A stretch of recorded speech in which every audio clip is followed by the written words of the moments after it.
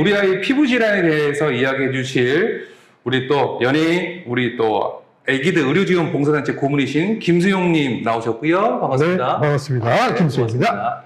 그리고 오늘 자문을 해주실 우리 한동안 한의사님 나오셨습니다. 반갑습니다. 네, 반갑습니다. 그동안 잘 지내셨고요? 네네. 지난 겨울에. 네네네, 맞습니다. 시간이 금방 가네요. 네, 그렇죠. 네. 빨리 가네요. 네. 지난번에 이렇게 약간 두터운 옷을 입고 올 한 해 또 면역에 대해서 저희가 또 얘기를 했었는데 또 이렇게 또 바쁘신데 또 여름철이다 보니까 섭외하기 힘든데 흔쾌히 또 바쁜 시간 쪼개서 또 지난번에도 말씀드렸듯이 단 1초 만에 네. 네. 허락이 돼서. 뭐 웬만한 연예인보다 더 바쁘신 그러니까요. 원장님. 근데 이제 지금 바쁜 게 조금 달라진 게 코로나 정국이잖아요, 지금도. 네네. 그래서 과거에는 좀 밖으로 나돌면서 바빴다면 지금은 진료와 집과 왔다 갔다 하면서 그것도 바빠요. 그것도 굉장히 바쁩니다. 말씀하신 대로 이제 많은 분들이 휴가를 다녀오셔가지고 이제 휴가 이제 마무리 좀 단계 좀 될 텐데 그 여름철이다 보니까 피부를 한번 정리를 할 필요가 있다는 생각이 들어가지고요. 네. 원장님 모시고 이제 엄마들이 가장 걱정하는 우리 애기 피부, 이 여름철에 애기 피부에 대해서 걱정이 상당히 많거든요. 형님은 여름에 어떻게 휴가 좀 다녀오셨습니까? 올 여름엔 휴가를 못 갔습니다. 그렇죠. 요즘엔 많이 좀 자제도 하시고 하니까. 가을에 가려고요. 가을에 가려고요. 네. 어디로 가실 예정입니까? 지금 생각해둔 게 이제 군산.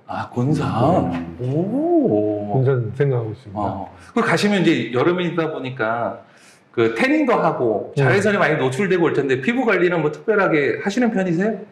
저는 워낙 그 어두운 피부라 네네. 예, 굳이 태닝을 안 해도 휴가 갔다 오셨네요. 그런 얘기 많이 듣죠. 실질적으로 여름철에 좀 이렇게 우리 애기들이, 영유아들이 피부 질환들이 발병을 많이 좀 합니까, 원장님? 여름철에 이제 가장 문제가 되는 건 이제 습진이죠, 습진. 습진을 다른 말로 표현하면 피부염이거든요. 네. 피부염. 피부에 염증성 질환이 많이 생기고 또 지금은 이제 약간 더위가 한풀 꺾였어요. 이제 8월 말이니까. 네. 근데 아직도 지금 이렇게 좀 덥고 땀이 나잖아요. 그런데 그럴 때 항상 또 문제가 되는 게 기저귀 발진, 땀띠 그런 문제가 되는 거고 또 지금 이제 만 한돌 정도 지나면 조금 이제 한가질 텐데 신생아들 태열 걱정 많습니다. 얼굴이 이제 붉고 팔꿈치 이렇게 무릎 부위가 염증이 있는 것 같은데 이걸 놔둬도 될지 또 이게 아장아장 걷고 그러면 또 이제 들로 산으로 또 이렇게 갈 수도 있잖아요. 계곡에 발을 담그고 왔더니 다리에 무슨 종기처럼 맞아. 농가진. 과거에는 그냥 그런 것들이 그냥 흔하게 지나가는 이렇게 연례 행사인가 보다 했는데 요즘은 그런 증상이 있으면 소아과로 피부과로 항생제를 먹여야 되는지 말아야 되는지 그렇죠. 걱정이 많습니다. 원장님 농가지는 이게 정확하게 외부에 대한 접촉에 의해서 일어나는 겁니까? 농가지는 한마디로 말씀드리면 피부에 세균이 감염돼서 그러니까 상처가 있는 경우에 쉽게 이제 감염이 되죠. 근데 육안적으로 상처가 안 보여도 이렇게 세균 감염이 되는 경우가 있죠. 한마디로 이제 그 원인을 생각하면 피부 면역에 문제가 있을 때, 피부 면역이 떨어져 있을 때 쉽게 세균이 머물러 있다가 이렇게 감염을 일으키는 경우를 농가진이라고 하는데요. 농가진의 농자가 우리 농이 잡혔다. 농가진이에요. 이렇게 보면 염증. 그치, 뭔가 물린 자리 같은데 거기에 노랗게 물방울처럼 농이 잡히는. 그럼 이렇게 벌레에 물렸을 때 그게 감염이 되면 그렇게 농가진을 파는? 그러니까 벌레 물린 거랑 좀 다르죠. 다른 겁니까? 벌레 물린 거는 보통 우리가 벌레 독. 당연히 뭔가 이제 벌레 물린 거나 가시에 찔리거나 해도 염증 반응이 생겨요. 말 나온 김에 살짝 말씀드리면 뭐가 남네? 뭐가 붉어졌네? 부은 것 같네? 그걸 염증이라고 보통 표현하는데요. 자, 손가락 이렇게 해볼까요? 손가락. 염증이 4가지 반응이 있습니다. 열, 부종, 통증, 발적. 이 4가지. 이게 있으면 우리는 급성 염증이 생겼다라고 보는 거죠. 방금 말씀하셨듯이 벌레에 물려도 그런 증상이 생기고요. 아. 가시에 찔려도 그런 증상이 생기는데 이런 것들은 어떻게 보면 물리적인 화학적인 자위라고 하면 농가진은 세균 감염에 가기 때문에 약간 차이가 있습니다. 아, 농가진이 또 처음 듣다 보니까 그런 거구나. 그 태어난 계절에 따라 건강 상태가 달라지는 경우가 있나요? 옛말에 이제 그런 말들이 있어요. 이제 겨울에 태어난 아이들이 더 건강하다. 맞아요. 네. 그렇죠. 요즘도 그런 말씀을 많이 하세요. 음. 그리고 동의보감에도 이제 그런 말이 좀 있습니다.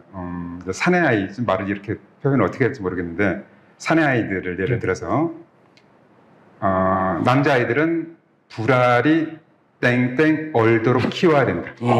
아니, 이게 그런 얘기 있더라고요. 있어요. 맞아요. 그런 얘기. 그렇게 웃으시면 제가 어떻게 됩니까? 그래서 목욕탕 가서도 찬물을 이렇게. 동의보감에 나와 있는 내용이기 때문에, 네. 근데 이 말을 곰곰하게 생각해 보면, 너무 덥게 키우지 마라. 그렇죠? 늘어지죠, 더. 그런 의미라기보다는 네. 좀 이렇게 저항력을 참. 가질 수 있도록 키워라. 그러니까 예를 들어서 겨울에 태어난 아이인데 옷을 너무 따뜻하게 입혀서 키울 수 있죠. 그럼 아기 입장이 참 편하겠죠. 그렇죠. 그런데 어느 날 갑자기 추위에 노출됐을 때 감기에 쉽게 걸린다든지 문제가 생길 수 있어요. 그런 의미로 보여집니다. 그런데 그걸 곰곰이 생각해 보면 과거에는 정말 그럴 수 있어요. 겨울에 태어나면 정말 춥게 지낼 수밖에 없고 여름에는 따뜻하게가 아니라 너무 덥게 지낼 수밖에 없고 근데 요즘은 좀 상황이 달라졌죠. 한겨울에도 방 안은 너무 따뜻하고 한여름에도 방 안은 너무 시원하고 그래서 지금은 좀 상황이 좀 달라요. 그래서 제가 결론적으로 말씀드리면 계절에 따른 차이는 아니다. 지금 봤을 때는. 그러면 뭐 계절에 따른 차이가 만약에 있다면 그게 가능한 소리냐? 가능한 소리입니다.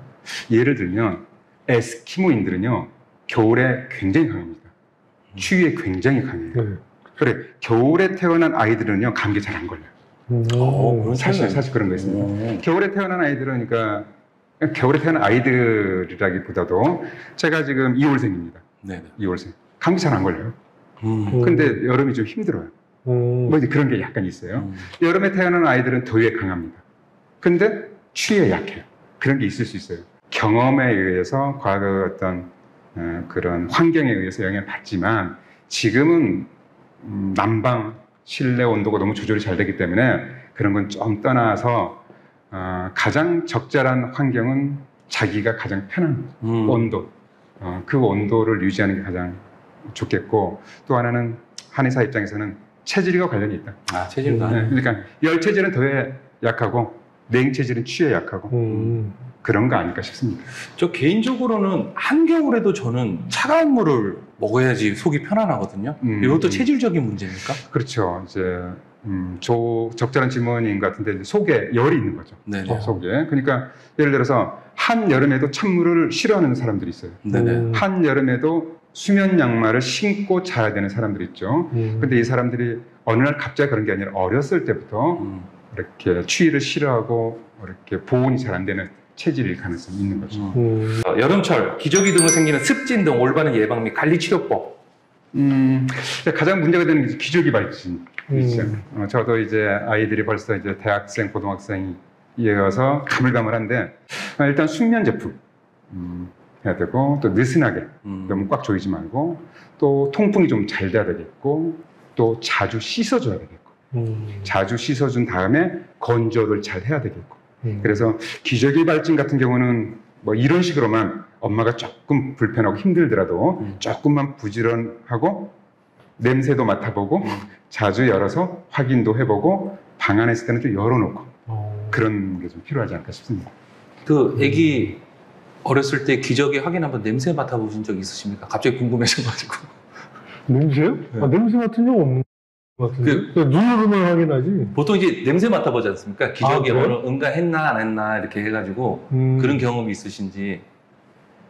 아니요, 냄새는 안 맡은 냄새를 안 맡아보시고 이제 냄새는 아내에게 양보했어요. 아, 코가 아주 뭐 예민하니까. 네.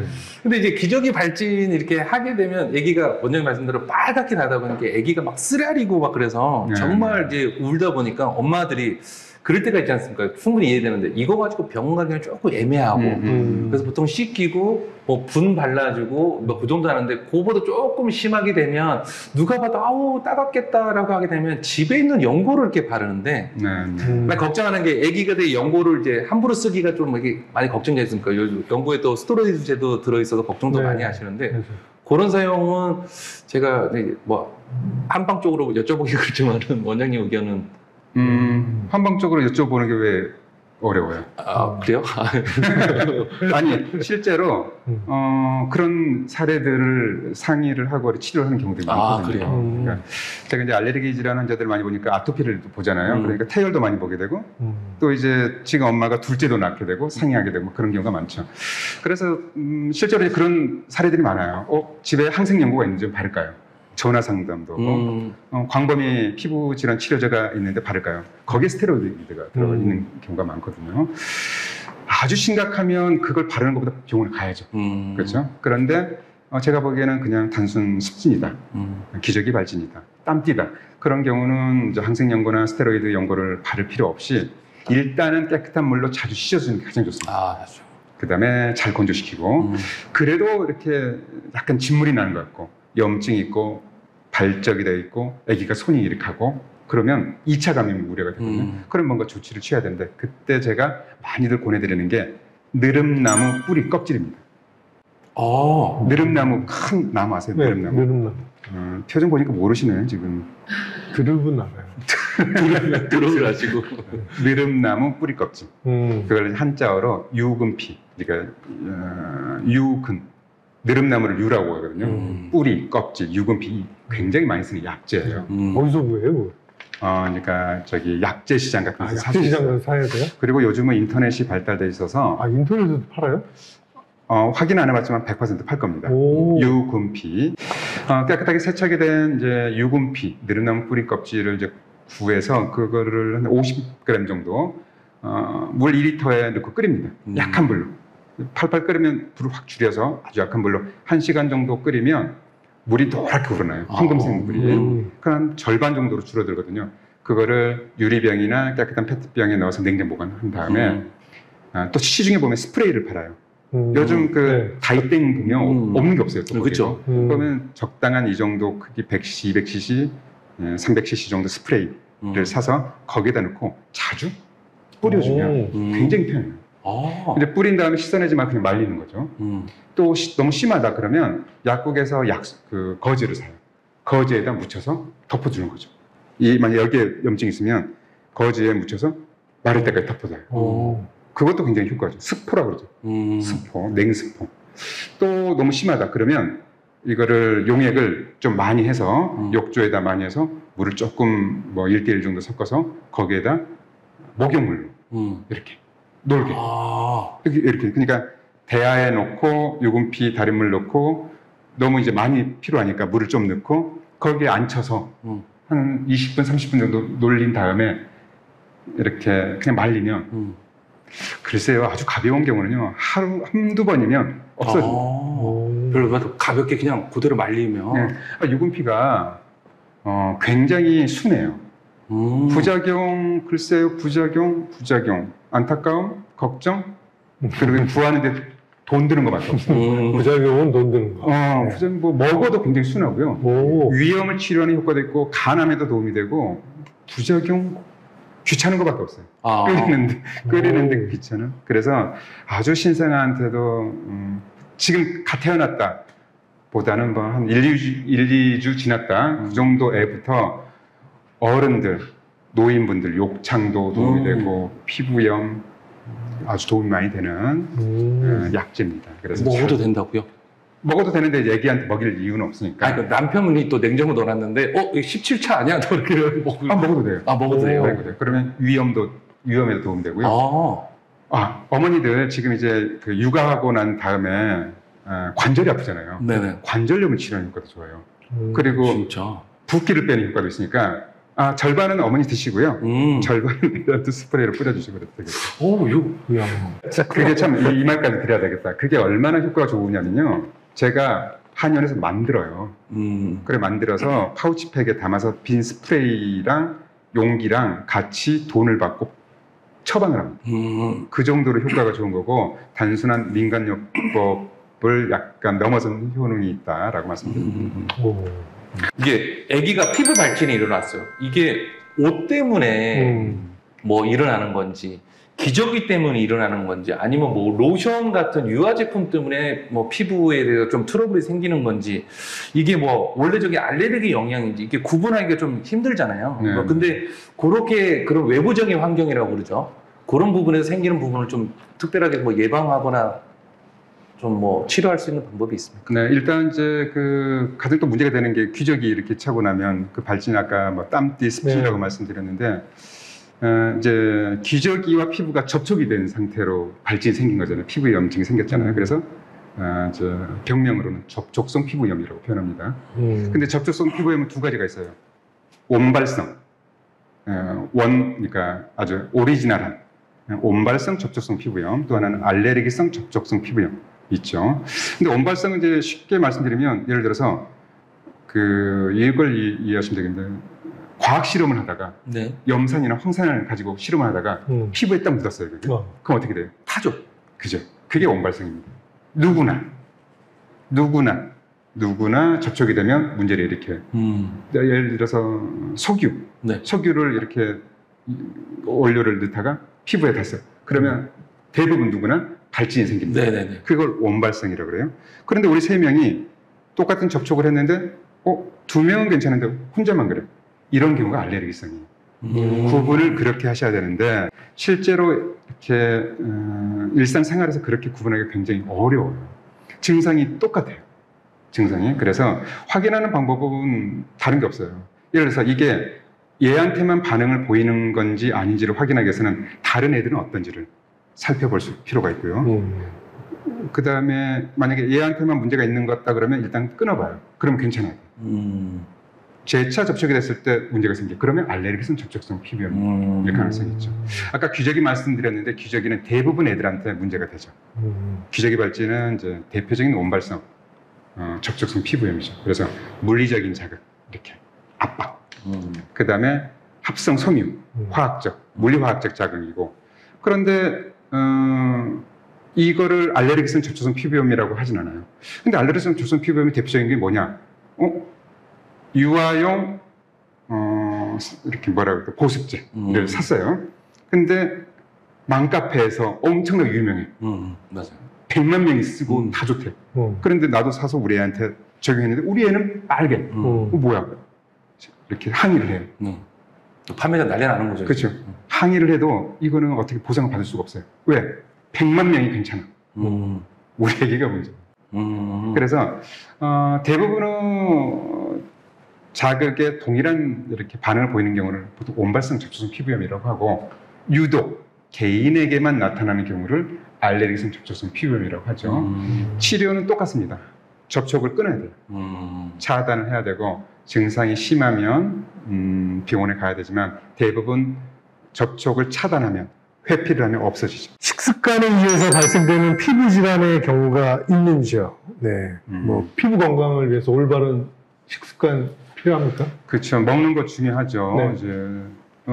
이제 신생아들이야 이제 모유를 먹일 거니까 막 크게 문제가 안 될 텐데 이제 이유식 보통 이제 6개월 정도부터 이제 이유식을 하는데 될 수 있으면 이유식 좀 이렇게 늦게 해라라는 말도 있고 빨리 해라는 말도 있는데 보통 6개월 정도면 좋다 같아요. 외국 같은 경우는 뭐 2년 정도 막 모유를 먹이고. 네, 그렇더라고요. 근데 시간이 가면 이제 모유에 있는 성분은 영양 성분은 없고 거의 수분 위주라 이유식은 적절한 시기해야 영양분이 들어오죠.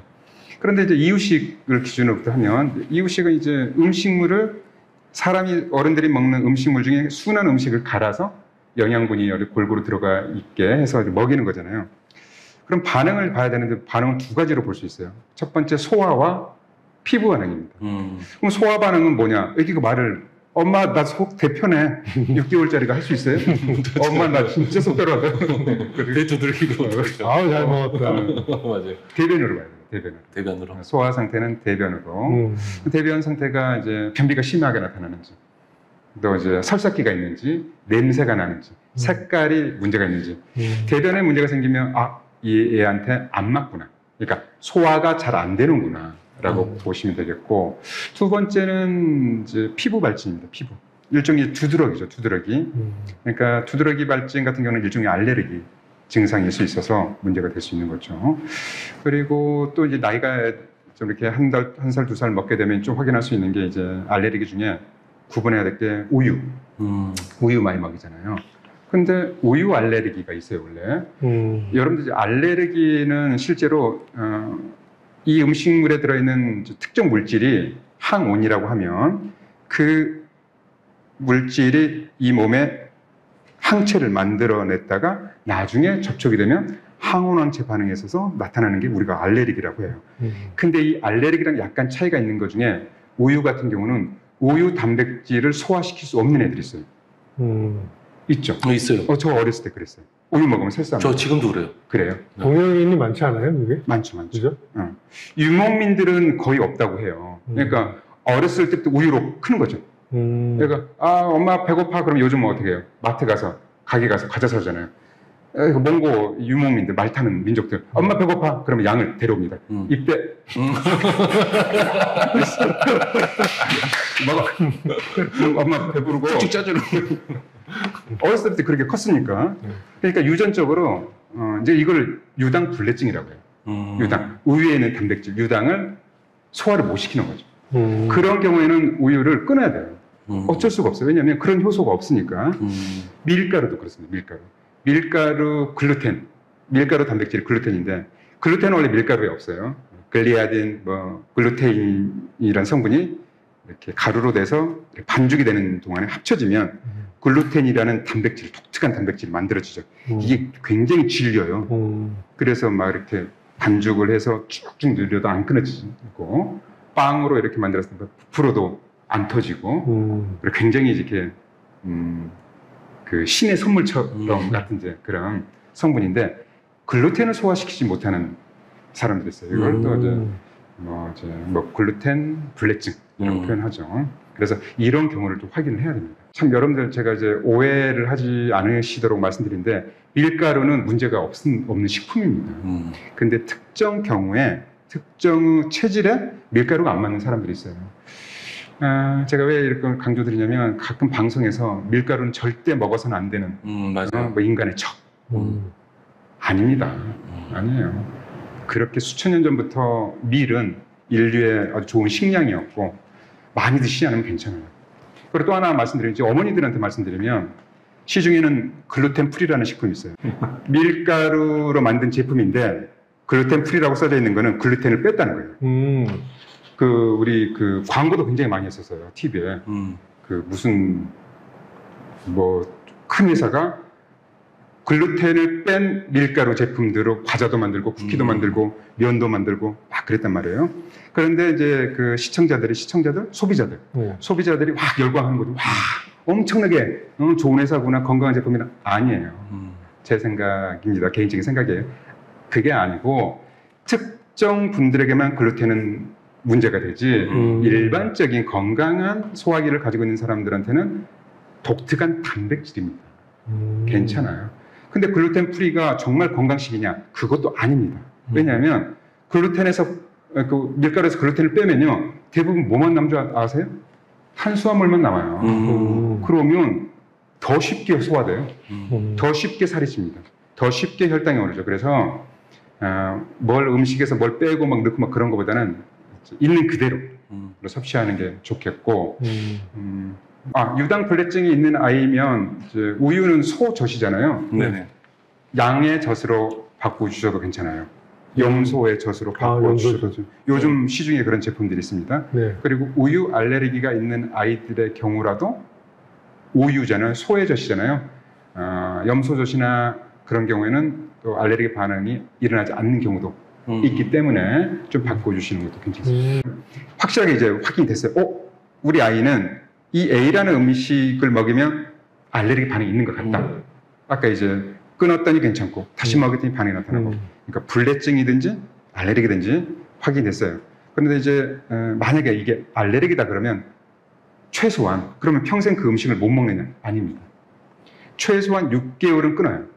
최소한 6개월은 끊었다가 6개월 뒤에 다시 한번 먹여보는 거죠. 그러면 정상적인 면역 반응들이 획득되다 보면 문제가 안 일어나는 경우가 있어요. 그때는 다시 먹여도 괜찮습니다. 근데 6개월 뒤에 먹였더니 또 동일한 반응이 있다 그러면 또 6개월. 뭐 이제 그래도 이제 못 먹는 경우도 있죠. 근데 알레르기가 만약에 있으면 되게 힘들어요. 아, 그렇죠. 근데 이제 오늘 주제는 이제 피부에서 하는데 그렇게 음식을 먹었을 때 이제 피부적으로 이제 문제가 생기는 경우가 이제 알레르기 대표적인 거지 않습니까? 네. 근데 요게 말대로 아기가 너무너무 힘들어하는데 그 알레르기 증상이 한 방향으로만 나타나는 경우니까 아니면 여러 형태로 나타나는 경우도 있습니까? 이 증상이 뭐 예를 들어서 가려움증만 생기는 알레르기 반응이 있는 반면에 막 진물도 생기고 뭐 이렇게 다채롭게 생기는 경우도 있습니까?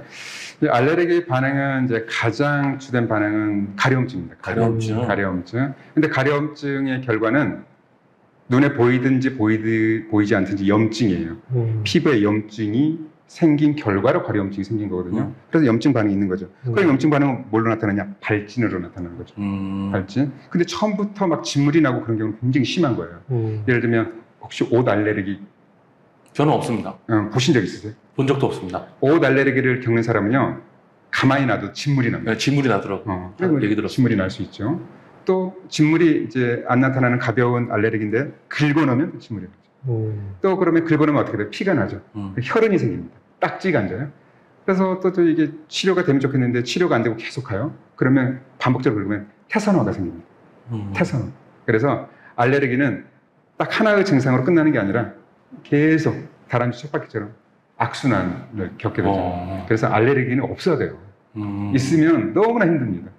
그럼 그 발진을 일어날 때 가끔 이제 저 두드러기 있지 않습니까? 네. 음식에 대한 알레르기인지 모르겠는데 음식이 잘못돼서 생기는 두드러기. 뭐 식중독 같이 들었는데 그거는 이게 수포가 발진이 넓적하게 일어나더라고요. 마치 이게 크게 근데 그런 것도 알레르기인지 이게 구분하는 게 좀 있습니까? 확실하게 구분이 되죠. 두드러기 반응은요 두 가지예요.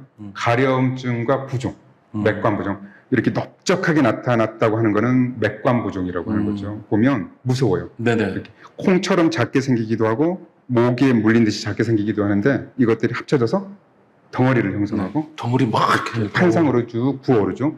어떤 경우는 입술이 막 부어오르고 눈덩이가 부어오르고 이런 거는 두드러기인데 두드러기는요 급성 두드러기든 만성 두드러기든 딱 증상이 나타났어요. 시간이 지나면 일단 사라집니다. 몇 시간 뒤든 반나절 뒤든 다음 날이면 없어져요. 근데 다른 곳에 또 올라오죠. 이건 두드러기예요. 그런데 알레르기성 피부염, 예를 들면 아토피 피부염 이런 경우는요 한번 발진이 생겨요. 나을 때까지 없어지지 않습니다. 만약에 약해졌다 낫는 거고 나을 때까지 없어지지 않아요. 그럼 하나만 더 드릴게요. 요게 피부적인 뭐 알레르기나 이런 반응으로 생기는 피부 발진인지 아까 말씀드린 식중독에 의한 그것도 식중독에 보면 피부 이게 좀 일어나지 않습니까? 그거는 구분하는 게 있습니까? 아기 같은 경우에는 이제 뭘 모르니까 네. 확실하게 구분할 수 있는 방법은 아니겠지만 네. 딱 보면 알 수 있는 게 저희들이 지금 점심 때잖아요. 네. 그래서 안 먹었지만 이 촬영 전에 간단하게 요기를 하기 위해서 김밥을 우리 네. 제작진하고 사서 먹었어요. 그랬더니 지금 이제 촬영한 지 1시간 정도 됐단 말이에요. 그런데 다들 배가 아파. 말은 안 하고 있지만 쌀을 아파. 근데 막 배를 만지는 것 같아. 만지는 것 같아. 저기도 그래. 뭐야? 김밥에 문제가 있는 거죠. 동일한 식품을 먹었을 때 모든 사람이 비슷한 위장관 증상과 피부 증상을 보이면 식중독입니다. 단체 증상. 소화기 증상이 주로 나타나요. 피부보다. 배가 아파요. 설사를 하려고 하죠. 왜냐하면 내독소든 외독소든 이렇게 장내에서 이렇게 세균이 들어와 있으니까 몸에서는 빨리 내보내야 되니까 부글부글 거리면서 밖으로 빼내려고 설사를 일으키는 거죠. 그런데 나만 불편한 것 같아. 피부가 나만 가려워. 멀쩡해. 다들 괜찮아. 이거는 알레르기일 가능성이 크죠. 식품 알레르기, 식품 두드러기. 그러니까 제가 이 말씀 하나 드릴게요. 이제 알레르기를 제가 이제 주로 하다 보니까 엄마들이 이유식을 할 때 알레르기 인터넷에 보면 알레르기를 유발하는 식품들 네네. 이렇게 딱 쳐봐요. 네네. 그러면 쳐보신 적 있어요? 혹시? 있죠. 있어요? 네네. 쳐보신 적 있어요? 아니요. 없어요. 깜짝 놀랐을 텐데요. 네. 왜요? 거의 모든 음식이 다 나옵니다. 그러니까 인간이 먹는 모든 음식이 알레르기를 일으킬 수 있는 음식이 확 나와요. 그러면 엄마들은 먹일 게 없네. 먹일 게 없네. 근데 이제 판단을 잘 하셔야 돼요. 우리 아이가 알레르기 체질이 아니면 아무런 상관이 없는 거예요. 그리고 이 설령 알레르기를 가지고 있는 음식물, 식품 알레르기를 가지고 있는 아이일지라도 이 음식물이 다 항원이 아닌 거예요. 근데 엄마들은 우리 아기가 예를 들어서 땅콩 알레르기가 좀 있는 것 같아 그러면 알레르기를 유발하는 음식물들을 다 끊어.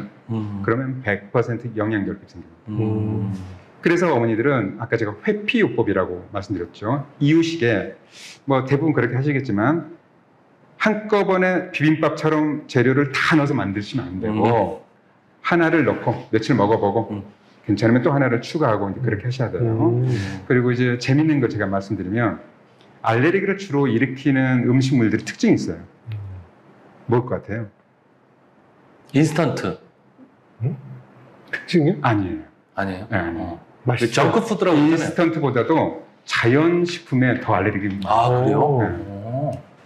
일반인들이 이렇게 자연식품은 괜찮겠지라고 하는데 실제로 자연식품이 독성도도 많고 알레르기 반응도 많고 그렇구나. 맞춰보세요. 우리 딸이 그래요. 파인애플. 파인애플. 그래요. 파인애플. 그러니까 특징이 있어. 특징. 파인애플 같은 특징은 뭐예요? 털 같은 게 겉에. 오! 맞습니다. 맞아요. 자 봅시다. 단단해. 거칠어.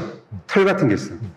음식물 알레르기를 일으키는 식품의 특징을 보면요. 너 나 먹으면 고생할 거야. 그거예요. 그 중에 대표적인 게 뭡니까? 견과류입니다. 견과류. 견과류는요. 견과요.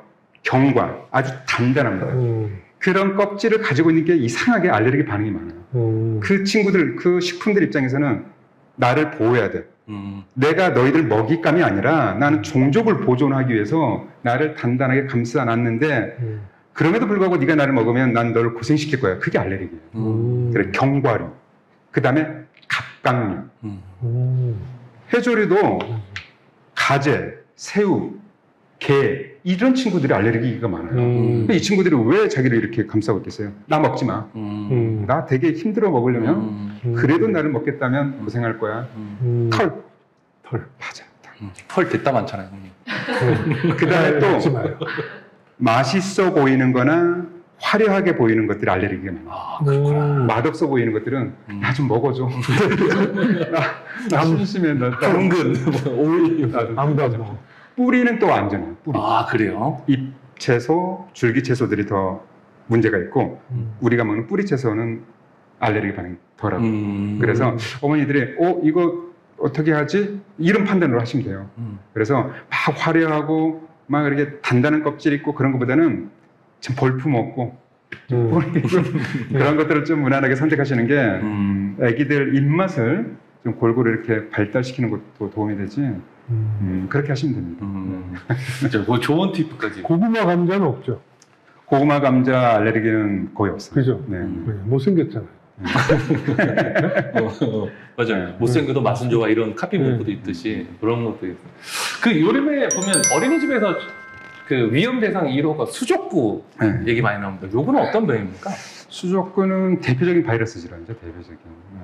바이러스 종류 요즘 뭐 코로나19 바이러스 이야기 많이 하잖아요. 뭐 바이러스 종류들이 많은데 콕사키, 엔테로 바이러스 이름들이에요. 이 바이러스들이 주로 그 연령대에 많이 전염이 돼요. 수족구가 한자예요. 수족구. 자, 질문 들어갑니다. 네. 세 개 수족구. 어딜까요? 손, 발, 입. 네, 딩동댕. 네. 거기에 증상이 생겨요. 어떤 증상이냐? 수포가 생겨요, 수포. 발진. 수포 전에 발진이 생겨요. 어머니들은 수포를 안 보셨으면 이게 수포인지 발진인지 몰라요. 뭔가 나요. 그러니까 손, 발에도 나고 엉덩이에도 나기도 하고 뭐 성기에도 나게 하고 특히 이제 입안에 나죠. 아기가 그걸 가장 먼저 알 수 있는 게 잘 먹다가 아기가 밥을 안 먹으려고 그래? 우유를 안 먹으려고 그래? 뭐를 안 먹으려고 그래? 물만 달라 그래? 해보니까 뭔가 났어. 수족구일 가능성이 굉장히 높습니다. 발진은 대부분 뭐 3일에서 한 일주일 정도 가는데요. 그러다 열이 나요. 열도 고열은 아니지만 37도, 38도 열이 안 나는 경우도 있어요. 그리고 또 오늘 이렇게 하루 이틀 보니까 손발에 발진이 생겨요. 거의 100% 수족구입니다. 딱 그러면 일단은 격리가 돼요. 격리. 뭐 이렇게 비슷한 연령대의 아이 있으면 좀 다른 방에서 재우게 해야 되고 만약에 이 친구가 유치원을 다닌다 그러면 유치원을 안 보내야 돼요. 네, 그렇더라고요. 인터넷에 보니까 어떤 엄마를 엄청나게 원망하는 이제 어머니가 계세요. 아이가 수족구에 걸렸어. 근데 그 반 아이들이 다 다 걸렸나 봐요. 원인은 한 아이 엄마야. 자기가 봤을 땐 100% 밥도 안 먹고 손발에 발진도 생기고 그게 일주일 전부터 있었는데 계속 보낸 거죠. 그래서 그 유치원이 한 달 동안 폐교가 되는. 아유, 그러니까. 그래서 수족구는 굉장히 흔한 증상임에도 불구하고 굉장히 이렇게 후유증 없이 잘 나을 수 있는 거니까 어머니들 걱정은 그거예요. 우리 애가 심각한 병에 걸리지 않았나 걱정해요. 왜냐면 안 먹으니까 갑자기. 그런데 이거는 그냥 아주 가벼운 감기 정도로. 저희 딸도 한 생각하십니다. 6살 때 걸렸어요. 입안에 수족구. 일주일 걸린 것 같은데요? 네, 대부분 하는데? 자연 치유 됩니다. 대부분 아빠가 자연, 뽀뽀해서 그런 거 아니야? 양치 잘 안 하고. 대부분 자연 치유되고 음. 증상이 심한 경우는 이제 항바이러스제제나 또 고열, 38도 5분 이상이면 해열제 같은 거 먹여도 되죠. 근데 한 가지 이제 구분을 해야 될 거는 이제 애기가 갑자기 토해요. 이것도 이제 뭐 대표적인 바이러스 질환인데 뇌수막염인 경우가 있어요. 이럴 때 구토는 이렇게 분수처럼 토합니다. 이렇게 갑자기 애가 토하는데 욱 하는 게 아니라 품어내요. 그러면 반드시 일병원에 이렇게 가봐야 되는 증상들이 있어요. 누워서 볼케이노처럼 확 분출하는 거 그렇죠. 네, 네. 있더라고요. 왜냐면 이렇게 애기를 좀 이렇게 세우는데 보통 고개를 이렇게 하면 이렇게 되잖아요. 이렇게 뻣뻣해지고 이렇게 일어나게 되고 이렇게 뭐 여러 가지 증상들이 있으니까. 자, 그 여름철 우리 그 아이와 함께 휴가를 다녀오신 부모님들 또 많이 있을 겁니다. 여러분들 아기 보기가 힘들다 보니까 산과 들로 바다로 이렇게 많이들 가시는데 아기들 이제 자외선 이제 많이 타가지고 햇빛에 화상 많이 입지 않습니까? 저도 올 때 화상 많이 입었는데 그게 너무 그게 한번 입으면 고통 알잖아요. 며칠 동안 잠 못 잘 정도로 이렇게 화끈거리고 막 피부가 그러는데, 벗겨지죠? 네, 벗겨지는데 그 벗겨지기 전까지 진짜 그 고통 제가 압니다. 애기들 그러면 진짜 이게 애기들 마냥 뛰어놀잖아요. 그 타는 줄도 모르고. 응급처치하는 방법이 있어요. 올해처럼 코로나19 때문에 여행도 못 가고 그러면 참 옛날 이야기처럼 느껴지는데 이제 내년에라도 뭐 그런 경우는 이제 일종의 화상이죠, 화상. 이제 열에 의한 화상이기 때문에 가장 기본적으로 시원한 물로 씻어줘야 됩니다. 그러니까 좀 차가운 물로 샤워를 좀 하고 전통적인 방법이 또 이제 도움이 돼요. 대표적으로 이렇게 오이 같은 거 냉장고에 넣어놨다가 오이를 이렇게 잘게 이렇게 여며서 이렇게 붙여주는 것도 좋고, 저 같은 경우는 이제 뭐 이렇게 하겠어요. 오이를 믹서기로 갈아요. 물을 좀 넣고. 그렇죠? 그래서 그 즙이 나오잖아요. 즙을 깨끗하게 짜. 이거를 스프레이에 넣어서 냉장고에 넣어서 시원하게. 그것도 좋겠고. 감자도 좋습니다. 감자. 감자팩 많이 얘기하더라고요. 그렇죠. 실제로 여러분들 그 식품이라고 해서 무시할 수가 없어요. 화상에도 실제로 좋아요. 화상. 이렇게 냄비에 딱 수프가 생겼어요. 그러면 감자 빨리 썰어서 좀 으깨서 거즈 같은 데 해서 이거죠. 작은 비닐, 거즈, 감자 으깨서 딱 대고 가만놔요. 이거 효과 굉장히 좋습니다. 그 다음에 녹차. 녹차도 끓여놨다가 냉장고에 넣어놓고 가끔 마시잖아요. 그것도 시원한 상태로 뿌려줘요. 이게 이제 가장 이제 많이들 쓰는 건데 많이들 모르고 있는 것 중에 하나가 브로콜리입니다. 브로콜리. 요즘 브로콜리도 요리 많이 하잖아요. 브로콜리 데쳐서 초장 찍어 먹으면 맛있죠. 그 브로콜리를 생 브로콜리 익히지 말고 그거를 믹서로 갈아.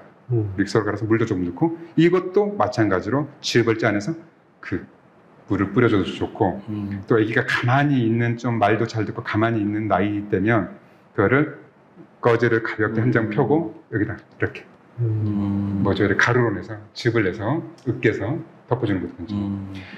이렇게 브로콜리에는 설포라판이라는 성분이 있어서요. 피부를 재생시키고 자외선으로부터 피부를 보호하고 피부 항노화 작용도 있고 굉장히 도움이 많이 돼요. 그래서 집에 있는 거 지금 재료들 이렇게 골고루 사용하시는 것도 도움이 되죠. 영유아들의 자외선 차단용품의 올바른 제품 선정 및 사용 방법을 좀 알려주시죠. 일단 이제 요즘 제품들이 정말 잘 나와서 저희 어렸을 때 저희 어렸을 때 없었네요. 그러니까 맞아. 어릴 때 자외선 차단제 없었던 것 같아요. 없었죠. 네. 그런 이름도 들어본 적이 없었던 것 같고. 그러니까 저희 대학생, 고등학생 아이들 어렸을 때보다는 엄청나게 제품들이 좋아진 것 같아요. 제가 이제 경험이 있어요. 이제 동남아로 이제 여행을 갔는데 큰 애가 그 리조트 수영장에서 수영을 하기 위해서 엄마가 아침에 준비를 쫙 하면서 그 마트, 그 리조트의 마트에서 자외선 차단제를 사서 발라줬단 말이에요. 애기도 큰 애도 바르고 둘째도 바르고 저도 바르고. 근데 큰애 얼굴이 막 팅팅 붓고 두드러기가 생긴 거예요. 알레르기가 생긴 거죠. 그래서 이거 뭐지? 근데 이제 얘만 그랬으니까 제품에는 문제가 없는 거고 그때 저도 이제 한의사에서 이건 뭐 항해봤자야 다른 걸로 좀 바꾸자 그랬단 말이에요. 자외선 차단제도 요즘 잘 나왔지만 아마도 그런 경우가 있을 수 있어요. 근데 이제 그런 경우가 이제 간혹 나타나는 경우는 너무 이렇게 SPF, PA 이렇게 강도 표시가 있잖아요. 뭐 50, 40 차단 지수. 그렇죠. 그게 높으면 높을수록 자극이 강해요. 화학적인 자극을 일으킬 가능성이 크죠. 그래서 당연히 높은 것들이 효과가 좋죠. 차단 효과가 좋은데 그러는 것보다는 지수가 좀 낮더라도 이런 것들을 구해서 자주 발라주는 게 좋습니다. 1시간 정도 놀면 발라주고 1시간 정도 놀면 발라주고 또 하나는 보면 요즘은 테스트 저자극 테스트를 대부분 해서 출시가 돼요. 이렇게 저자극 테스트가 이루어졌는지 피부 반응 테스트가 있는 거죠. 그래서 테스트 완료한 거, 그 다음에 순도가 너무 이렇게 강한 거, pH, SPF나 PA가 너무 높은 것보다는 좀 적정한 거를 자주 발라주는 쪽으로 하고, 제가 아까 그 경험을 왜 말씀드렸냐면, 일단 발라보시는 게 가장 확실합니다. 그러니까 시중에 제품들이 너무 많아요. 근데 이 제품은 좋고 이 제품은 나쁘다. 그게 아니라 어느 정도 그레이드는 비슷합니다. 효능들은 비슷한데, 우리 아이에게 맞는 제품은 약간 아까 그 알레르기 반응처럼 따져볼 필요가 있어요. 그래서 한번 써보고 괜찮으면 다음에도 이 제품을 싸서 쓰시고 문제가 있으면 제품 회사를 바꾸시고 이렇게 하시면 되죠. 무조건 좋다고 해서 다 좋은 건 아니라는 느낌.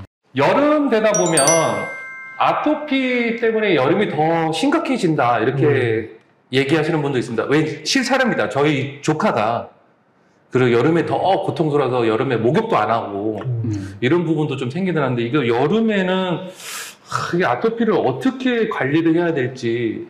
근데 뭐 아토피가 이제 뭐 사시사철 문제가 되죠. 근데 여름이 좀 심해지는 이유는 스트레스를 또 환자 입장에서, 아기 입장에서도 많이, 엄마 입장에서 많이 받는 게 옷을 가볍게 입으니까 노출이 되잖아요.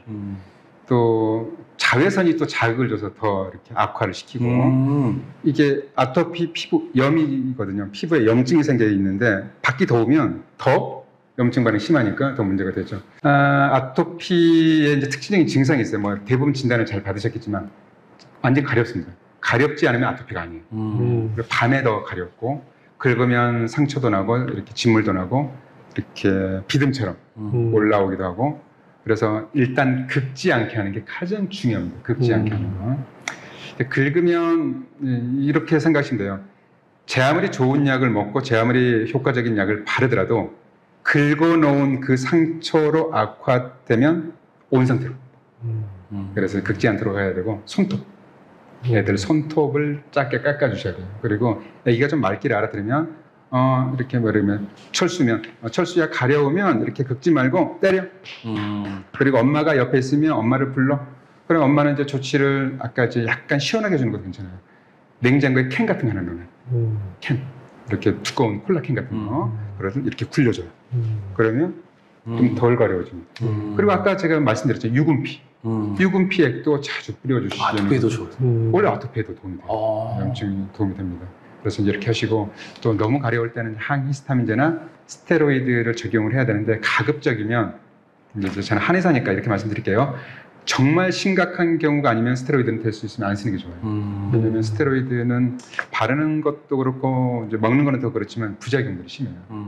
특히 이제 먹는 걸 2주 이상 먹게 되면 얼굴이 붓고 몸페이스, 달등처럼 붓고 다모증 이렇게 그냥 표현할게요. 온숭이처럼 털이 납니다.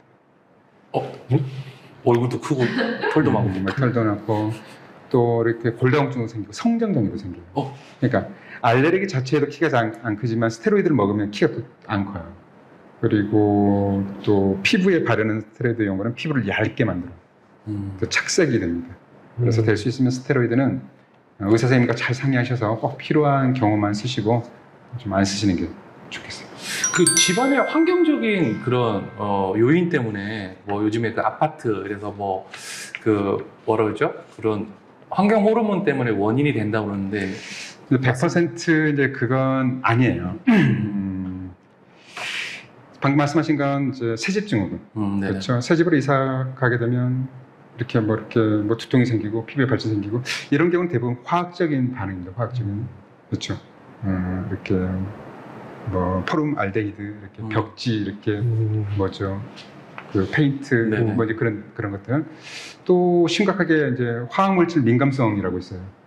이거는 예를 들어서 지금 이제 샴푸를 하고 왔단 말이에요. 네네. 그런데 갑자기 머리가 아파. 원인은 샴푸 냄새. 향수, 스킨, 구토가 일어나고 두드러기가 생기기도 하고 그래요. 근데 이런 경우가 알레르기를 유발하기도 하지만 이거하고는 좀 별개입니다. 아토피 피부염은 항원항체 반응이에요. 항원항체 반응. 그러니까 항체가 있는 거죠. 이 냄새 때문이 아니라 이 물질에 대한 내 몸에 항체가 있어서 반응을 일으키는 게 확실하게 알레르기는 그겁니다. 항원항체 반응이 있는 거예요. 그래서 당연히 새 집보다는 좀 오래된 집이 좀 좋기도 하겠고 영향이 덜 하기도 하겠지만 새 집 자체가 원인이 아니고 화학물질 자체가 100% 원인이 아니라는 거. 위생가설이라고 있어요. 집안을 너무 깨끗하게 하는 것도 의미가 없습니다. 그래서 그냥 환경은 좀 사람이, 그러니까 진먼지 진드기가 알레르기 아토피를 많이 일으키는데요. 진먼지 진드기는 사람이 살아가는 환경이 자신들이 사는 최적의 환경이에요. 없앨 수가 없어요. 그러니까 TV에서 진먼지 진드기 99.9% 살균. 네. 청소 딱 하고 나서 딱 체크합니다. 당연히 99.9%는 그때죠. 하루만 지나면 100% 다시 살아납니다. 어떻게 해요, 그거를? 굳이 막 없앨 필요 없네요. 없앨 필요가 없다기보다는 없앨 수가 없습니다. 아, 없앨 수가 없다. 네. 순간은 피할 수 있는데. 네. 그렇죠. 그래서 바로바로 생긴다. 또 이제 항원성이, 진먼지 진드기 항원성이 있다고 알고 계시면 조금은 노력은 기울이셔야 되겠죠. 그러면 없앨 수 없으면 어떻게 하라는 소리냐. 아기의 몸을 바꿔야 돼요. 제가 주장하는 게 그겁니다. 아기의 몸을 바꿔야 돼요. 어떻게 바꾸느냐. 항체의 역과는 달라져요. 항체의 역과. 예를 들어서 우리 둘이 지금 사이가 안 좋았어. 지난번에 싸웠어요. 네. 근데 지금 보니까 기분이 너무 나빠요. 나의 분노 지수가 이만큼 올라와 있어요. 그런데 나한테 참 잘했어요. 뭘 어떻게 다른지 모르겠지만 뭐 이렇게 좀 저보다 동생이거든요. 이렇게 뭐 원장님, 형님, 다음부터 형님으로 부를게요. 그리고 이제 뭐 차도 한잔하고 이제 먹지도 한잔하고 보니까 알고 보니 괜찮네. 또 만나니까 분노 지수가 내려가요. 우리 항체가 그렇습니다. 항원에 대한 항체는 역과가 달라져요. 여러분들이 병원에서 항원 항체 검사하면 항원 검사를 하면 IgE 수치가 몇 천 막 올라요. 항상 그 정도가 아니라 어쩔 때는 낮아지고 어쩔 때 높아집니다. 적응력을 키워야 돼요, 적응력. 그래서 아이의 몸을 바꿀 수가 있어요. 이 환경만 탓할 이유가 아니라는 거죠. 그래서 제가 새집증후군, 뭐 이렇게 화학물질 민감성 거기에만 타겟을 두지 말고 좀 아이의 몸을, 우리의 몸을 어떻게 좀 바꿔서 적응력을 키워볼까라고 조금 생각을 바꿔보시면 의외로 답이 쉽게 나와요. 원장님 생각에는 아토피 가려움증에 대해서는 자주 씻는 게 좋습니까? 안 씻는 게 좋습니까? 그러니까 자주 씻는다는 표현을 이렇게 볼게요. 샤워. 샤워는 자주 하셔도 됩니다. 그런데 때미는 목욕은 자주 하시면 안 돼요. 그러니까 이제 물리적인 자극, 이게 긁는 자극과 때를 미는 물리적인 자극은 똑같아요. 그래서 그냥 시원한 물로 샤워를 해주는 거 좋고, 더 이렇게 좀 여유가 좀 있고 좀 차분한 상태라 그러면 욕조에 담그는 목욕을 한 20분 정도. 그건 날마다 해도 되고요. 이틀에 한 번씩 해도 되고, 이거 뭐 하루에 뭐 2번 이상 할 필요는 없겠지만 자주 하셔도 괜찮아요. 그리고 또 하나, 제가 샤워라고 굳이 말씀드린 이유는 또 목욕이라고, 때미는 목욕이라고 표현하지 않는 이유는 비누를 선택을 잘하셔야 돼요. 우리 정상적인 피부는 약산성입니다. 약산성. 자, 중성이 얼마죠? pH 7? 딩동댕. 대단하십니다. 오늘 성적 좋으세요. 약산성은 7보다 pH가 낮아요. 정상적인 피부는 pH가 5.5입니다. pH가 5.5인 이유는요, 땀이 나잖아요. 그 다음에 피지에서 피지가 분비되죠. 이 둘이 섞여서 우리가 흔하게 말하는 개기름. 그렇죠. 개기름이라고 표현하는 게 천연 약산성 천연 피부 보호막이에요. 이게 약산성입니다. pH 5.5. 그러면 pH가 5.5면 산성이잖아요. 왜 산성을 유지할까? 세균이 번식을 못하게. 그런데 우리가 쓰는 비누는 대부분 알칼리성이에요. 비누를 써서 뽀득뽀득 씻어내면요, 뽀득뽀득 소리가 나는 게 좋은 것 같지만 피부는 이렇게 미친 거 아니야? 주인 왜 그래? 내가 당신을 위해서 이렇게 열심히 보호막을 해놨는데 왜 날 다 씻어내? 그렇죠? 피부는 또 스트레스 받아. 깨끗하게 씻었다고 씻었는데 또 분비를 해야 되는 거죠. 근데 아토피 피부염 같은 경우는 더더욱 알칼리성 비누를 쓰시면 안 돼요. 그럼 뭐 어떻게 그러는 소리냐? 약산성 비누를 쓰면 좋겠고, 어쩔 수 없이 이렇게 거품 목욕을 했다 그러면 보습제를 충분하게 발라주는 게 필요합니다. 그래서 결론은 자주 씻어 주시되 알칼리성 비누를 좀 자제하시면 좋겠다 말씀드립니다. 자, 아토피의 여름철 피부 관리까지 이제 뭐 다방면으로 좀 이렇게 알아봤습니다. 무더운 여름날 우리 애기 피부 때문에 걱정하시는 여러분들에게 조금은 도움이 됐으면 좋겠고요. 또 마지막으로 뭐 욕조하는데 오늘 가장 건진 거는 유분피가 아닐까 이런 생각도 들고, 비누하지 말고 유분피로 계속 씻어내는 것도 그거는 뭐 이렇게 뭐 부작용의 내용은 없죠, 원장님? 네, 전혀 없습니다. 전혀 없으니까 그런 부분들에서 한다고 해서 또 오늘 또 주위에서 믿고 구입할 수 있는 대로 이렇게 쓰시지 혼자 막 산에 가서 유분피 캐셔가지고 이렇게 하지 마시고 그렇게 좀 하시면 좋을 것 같습니다. 오늘 그 여름철 이제 특집, 지난번에는 이제 뭐 다른 원장님하고 이제 엄마의 피부에 대해서 했는데 오늘은 이제 한방 쪽으로 우리 동아 형님과 어떤 아기 피부에 대해서 했는데 어떻게 좀 도움이 되셨습니까? 뭐 한동아 원장님과 하는 이 방송은 귀에 쏙쏙 들어오고 그럼요. 자주자주 만나봐야 돼요. 자, 여름철 고생하시는 우리 그 아기 피부 때문에 고생하시는 엄마들 위해서 저희가 여름 특집으로 준비를 하고 있는데요.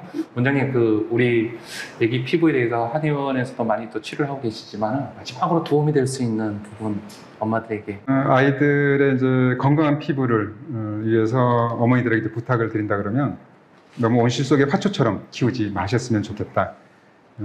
그게 이제 온실 속의 화초라고 그러면 이거죠.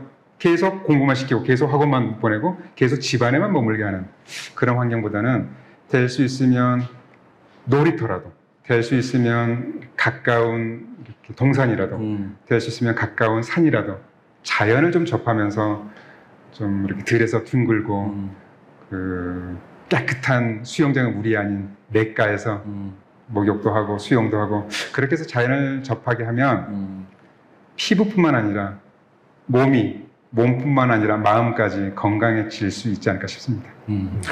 너무 좋은 말씀이었습니다. 자, 다음 시간에 만나 뵙도록 하겠습니다. 지금까지 두근두근이었습니다.